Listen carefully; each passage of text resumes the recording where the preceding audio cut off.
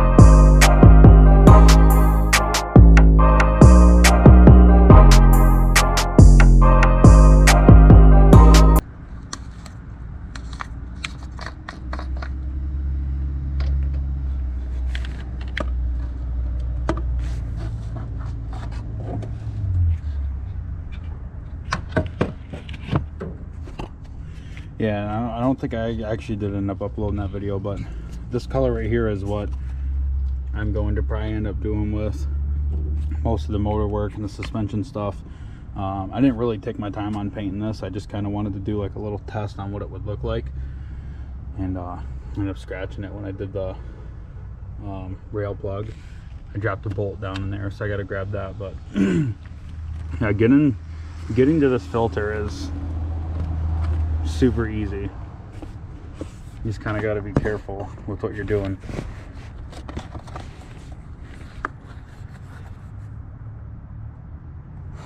As you guys can tell, like, it's not in horrible shape. I do notice right there though that it's kind of starting to peel back, but it's coming out of here anyway, so let's go figure this out. All right, so we got it off. We're out here in the shed. So pretty much what you're gonna do is you can make a cut here, you can make a cut here, pretty much a cut on each corner, and then some people make a cut right down the middle. So we'll see if we can pop this thing out. This is an OEM filter, so it's a little bit different. I know like the stock ones or OEM ones, they have two big tabs here and then two tabs here or here, and it basically runs through it down to the bottom and it locks the top to the bottom, or vice versa, whatever. So this one, I was actually kind of prying on it with a flathead and it kind of lifted up a little bit easier than it did on my OEM one.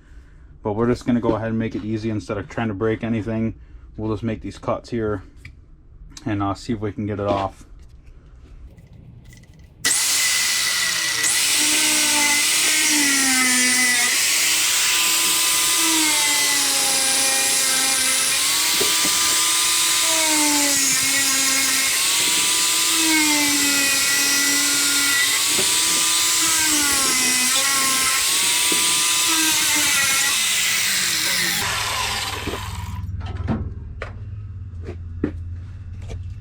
All right, so we made our cuts. Make sure you guys have, take precautions with this stuff. I've had wheels fall off of angle grinders before, And this is like the world's most sketchiest angle grinder. I got this for free for a reason from somebody. You know, people just don't give shit like that away. This thing is super sketchy. You know, you push the pin down to lock it so you can take the wheel off, and that thing will just catch on its own. It's just sketchy. So make sure you guys wear safety protection, you know, do all that good stuff, and let's start whacking away at this thing here.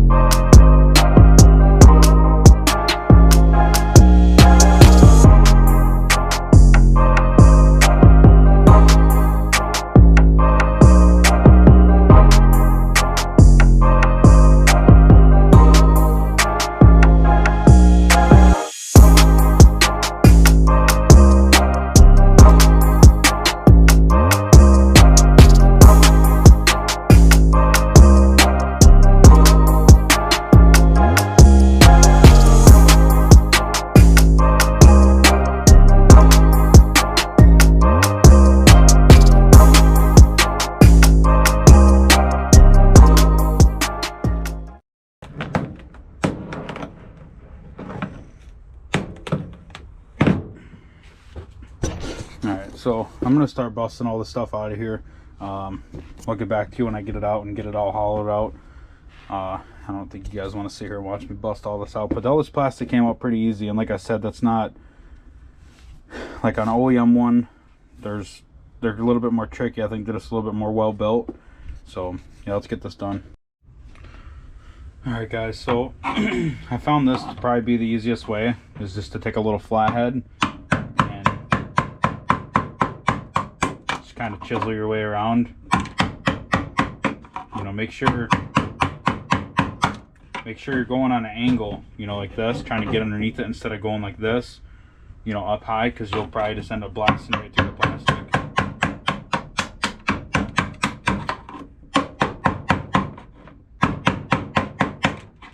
So that honestly, that works out way easier. And to get down to this point right here, where I could like see the edge of the plastic and kind of see what I was hitting, I just took a razor, you know, razor knife, and I kind of pulled back on the, you know, the filter, and I would just kind of cut around the edge of it. I did the same thing, pulled it this way, cut on the inside, cut around it, and I was able to pull it out. But it did come apart in just all kinds of pieces. But I mean, it came out. So I'm gonna go ahead and just keep chipping away at this, and I'll show you what it looks like when it's done. All right, there she is, all cleaned out. Yeah, I made all kinds of scratch marks and stuff, whatever, it doesn't matter, it's going underneath. You won't see it, nothing's gonna flake off or break off. So yeah, it's been kind of a pain in the ass working in here, honestly. I have like nothing organized. I had parts laying everywhere, the bows, toolbox, I mean, just all kinds of stuff. So I made a little bit of room right here, and that's everything that came out of it. Jesus Christ. That was pretty fun. So we're gonna go throw this thing back in and see what happens. All right, well, she's in. It's all back together. I'm about to go to the store and get some oil and a new filter, and I'm gonna do an oil change on this thing. So I'm probably just gonna grab a new filter for this guy too. It kind of seems probably be able to blow it out and clean it, so I might not get one. I don't know, we'll see what happens. But I do got some other issues going on with this truck, so I'm gonna do a follow-up video on if I notice anything different with gutting that.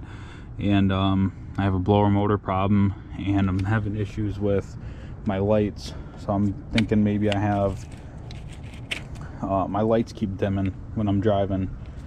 I watch my battery voltage on the CTS2 monitor, and my battery, the voltage fluctuates, go from 13 to 14, 13 to 14, just keep going up and down.